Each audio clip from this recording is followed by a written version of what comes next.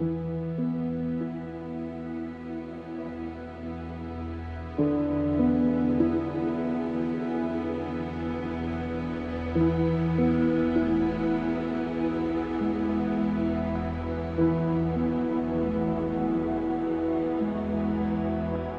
недавнего времени фактически Микеланджело оставался самым нераспознанным, как выясняется, автором истории мирового искусства. Как ни странно и парадоксально это звучит, я не мог пройти мимо открытий вот этих значительных наблюдений доктора биологических наук, нашего соотечественника, земляка, профессора Крымского медицинского университета Константин Александрович Ефетов. Вот он первый доказал, со всей, так сказать, научно-доказательной базой, он доказал, что в творчестве Микеланджело присутствуют такие абсолютно убедительные изображения, в виде двойных изображений он показывал части и фрагменты человеческого тела, то есть анатомические некие такие даже детали, да, внутренних органов, наружных и так далее. И он впервые это опубликовал в 2006 году, свое наблюдение.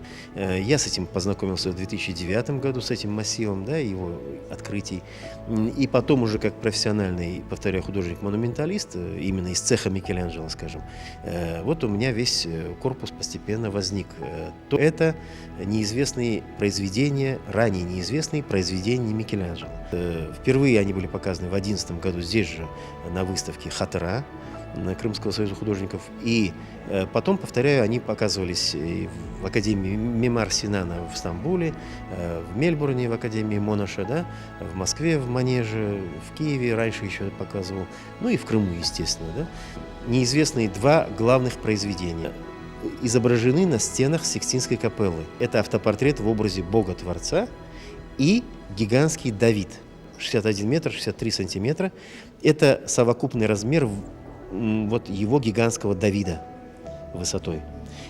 Об этих произведениях Микеланджело оставил точную атрибуцию, авторскую атрибуцию, то есть полностью оставил данные об этих произведениях в своей поэзии. Это 53-й сонет и 58-й сонет. Автопортрет в образе Бога-Творца – это у него прямо, он делает горельеф, это такой высокий рельеф считается.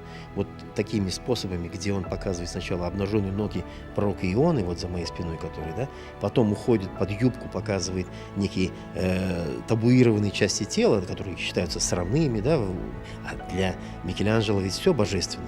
Он же помнит слова, что Бог создал по образу и подобию, значит, все божественно, правильно? Потом он, смотрите, показывает в виде усеченного солнца на фреске сотворения светила растений, он показывает уже, как он заходит внутрь человеческого организма.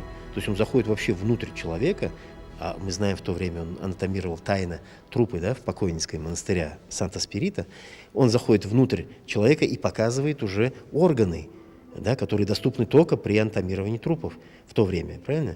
И он показывает сердце и мозги человека вскрытые. То есть он делает все, что нельзя. Он делает все запретное. У него через всю жизнь проходит вот эта вот, знаете, борьба за человека. Вот именно в высшем понимании, как человек венец божественного творения. Собственно, вот он это.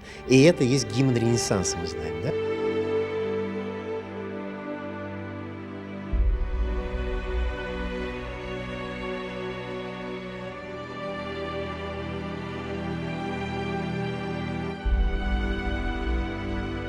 Эта картина, это такой объект, он поэтому без подрамника, он такой в работе все время находится, называется «Занжирло Капо». «Занжирло Капо» — это сделано в Занжирло медресе, вот, но эта работа является ключевой для такого проекта моего, ну, это исследовательский проект, он и художественный, он градостроительный проект, называется «Бахчи Париж». Это такое, может быть, с улыбкой можно воспринять такое название сначала, да, как Бахчи Париж у нас так в сленге существует, да, но он очень точно показывает на самом деле абсолютную реальность. Это так, как знаменитая историческая ось города Парижа, которая, вот кликните в Википедию, вам сразу выйдет, да, историческая ось Парижа. Вот. И то, что начинается в Лувре с памятника Людовика XIV, короля солнца, работа Бернини, да, это знаменитый скульптор барокко, да, скажем, и архитектор. И, соответственно, и она идет, вот, начиная с арки Карузели, вот на площади Лувра, и дальше арка Триумфальная, которая вот нам известна как, да, площадь Звезды, знаменитый парижский пейзаж. И дальше она продолжается до арки на Дефанс. Это большая арка, так называемая Гранд-арка, это которая находится в районе такого парижского Манхэттена, да, уже. И вот начиная с 18, 19, 20 века, вот так 3 века, 3 стиля: классицизм, то есть вот арка Карузель — это стиль классицизм типичный, конец 18 века. 19 век — это стиль ампир, конечно же, это триумфальная арка. И потом уже хай-тек, стиль, так сказать, модерн наш, так сказать, 20 века. Значит, здесь контактным способом, это точный размер вот этой вот двери с цепями, да, которая находится в Зенджерло-Медресе. И когда я жил в Зенджерло-Медресе, я холст подкладывал под цепь, непосредственно вот на место, да, где она находится, по вот этим изображениям входа арочного, и наблюдал, как солнце на восходе, на закате, в полдень, да, вот оставляет тени от цепи. И цепь висит как просто вот астрономический прибор вместе с внутренним двориком. Поэтому здесь вот это то, что падает, голубым прописано, то, что падает утром, тень какая, да, это то, что падает вечером. Это в 8 утра, это где-то в 17 часов вечера. Это в полдень. Но она фиксирует вот этот центр, радиусы, которые с этой точки рисуются, значит, вот сама цепь, вот эти вот радиусы, и внутри, в эпоху барокко, сделана еще большая арка внутри медресе. И вот в одном здании в течение 3 столетий сделаны вот эти циркули, выстроены, да, в виде, вот, начиная с цепи и кончая аркой большой, и они точно так же, как в Париже, направлены на северо-запад, имеют ту же геометрическую прогрессию, имеют такую же стилистическую привязку от Ренессанса и до барокко. А в Париже она продолжается, значит, уже в XVIII веке. И что такое конец XVIII века? Это конец государства гиреев, да, скажем так, и начало французской революции одновременное, правильно? То есть вот такая интересная получается, сохранившаяся и зафиксированная в масштабах гигантского города и нашего памятника вот такая единая ось, так сказать, начатая в Бахчисарае и продолженная в другом королевском дворе, скажем так. А Бахчисарай — это императорский дворец, тем более Девлет-Сарай, где находится Зенджерло-Медресе.